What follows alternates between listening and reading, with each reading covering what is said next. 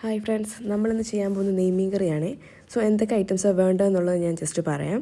അതൊക്കെ എടുത്തൊന്ന് മാറ്റി വെച്ചോ.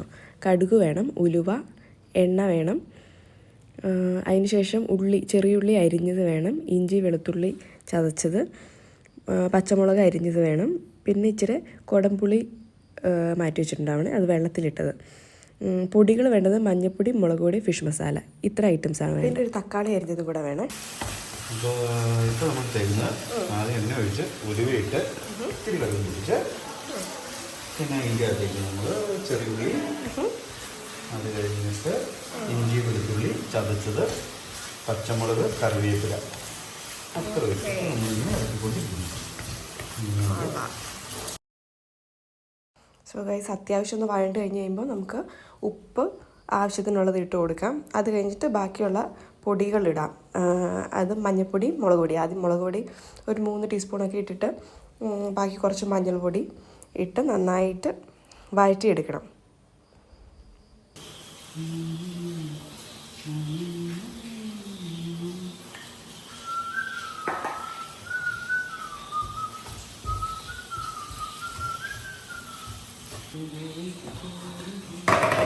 മുളക് പൊടി എന്തോരം വേണം?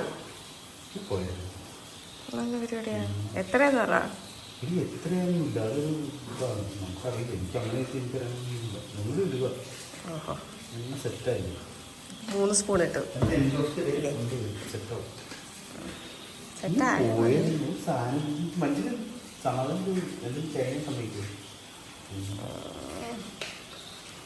ഇച്ചിരി കുക്കിംഗ് അറിയാവുന്നതിന് ഇത്ര ആകാരത്തിൻ്റെ ആവശ്യമില്ല. ഓക്കെ,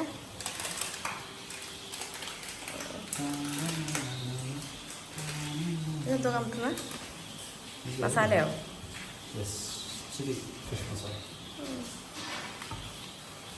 സോ ഗൈസ്, മഞ്ഞൾപ്പൊടി, മുളക് പൊടി ഇട്ടതിന് ശേഷം ഒന്ന് വഴണ്ട് കഴിയുമ്പോൾ നമ്മൾ ജസ്റ്റ് ഫിഷ് മസാല കൂടെ ആഡ് ചെയ്യുകയാണ്. എന്നിട്ട് നന്നായിട്ട് വഴറ്റി അത്യാവശ്യം ഒന്ന് വഴണ്ട് കഴിയുമ്പോൾ നമ്മൾ അതിലോട്ട് തക്കാളി ആഡ് ചെയ്യണേ. തക്കാളി ആദ്യം മാറ്റി വെച്ചിട്ടുണ്ടായിരുന്നില്ലേ, ആ തക്കാളി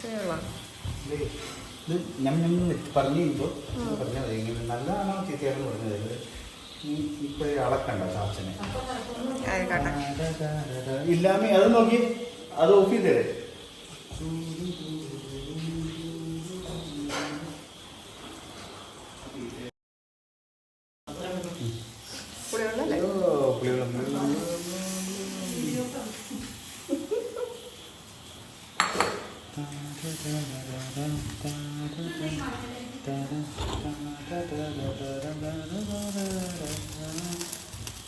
ഇതുകൊണ്ട് പറ്റി പുളി ഇറങ്ങണം.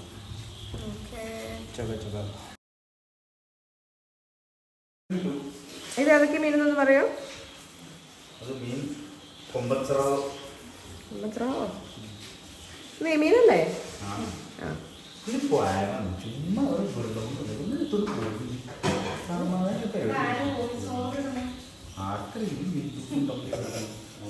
വോയിസ് ഓവർ ഞാൻ തന്നെ ഇടും.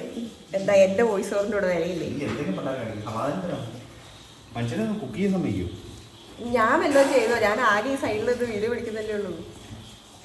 സോ തക്കാളി കൂടെ വഴണ്ടതിന് ശേഷം നമ്മൾ അതിലോട്ട് പുളിവെള്ളം ആഡ് ചെയ്തു. പുളിവെള്ളം ആഡ് ചെയ്ത് ജസ്റ്റ് ഒന്ന് നന്നായിട്ട് തിളച്ച് കഴിഞ്ഞ് കഴിയുമ്പോഴേക്കും നമ്മൾ അതിലോട്ട് ഫിഷ് ആഡ് ചെയ്യുവാണ്. നെയ്മീനാണ്. നെയ്മീൻ നന്നായിട്ട് ആഡ് ചെയ്ത് പിന്നെ അത് മൂടി വെച്ചിട്ട് അതൊന്ന് നന്നായിട്ട് തിളയ്ക്കണം. നന്നായിട്ട് തിളച്ച് കഴിഞ്ഞ് കഴിയുമ്പോൾ കുറച്ച് നേരം കൂടെ വെച്ച് അതൊന്ന് ഇച്ചിരി വറ്റി കഴിഞ്ഞ് കഴിയുമ്പോൾ എടുത്ത് സ്റ്റവിൽ നിന്ന് മാറ്റി വയ്ക്കാം. സോ നമ്മുടെ നെയ്മീൻ കറി അവിടെ റെഡിയാണ്. ഓക്കെ, പിന്നെ നിങ്ങളുടെ പ്രത്യേക ശ്രദ്ധയ്ക്ക്, കുക്ക് ചെയ്തുകൊണ്ടിരിക്കുന്ന അഹങ്കാരി എൻ്റെ ആങ്ങളെയാണ്. ഓക്കെ, ഞാനല്ല chef, he is the one.